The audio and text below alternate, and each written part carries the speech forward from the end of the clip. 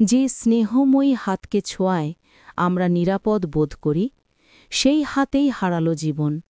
চট্টগ্রামের ফটিকছড়িতে পরকীয়ার জেরে নিজ সন্তানকে হত্যা করল আপন মা।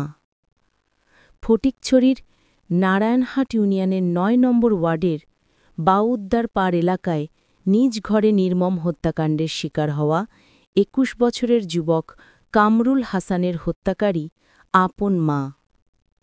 মায়ের অবৈধ সম্পর্কের বিষয়ে জেনে যাওয়াতে ইলেকট্রিক শক দিয়ে হত্যা করা হয় ছেলেকে। মায়ের প্রেমিক শক মিলে এই হত্যাকাণ্ড সংঘটিত করেছে বলে দাবি করেন হত্যাকারীর মা, মামলার বাদী কামরুল হাসানের নানি। তিনি বলেন, আমার নাতির হত্যাকারী আমার মেয়ে, আমি তার ফাঁসি চাই। যেভাবে আমার নাতিকে হত্যা করেছে সেভাবে তার মৃত্যু নিশ্চিত করতে হবে।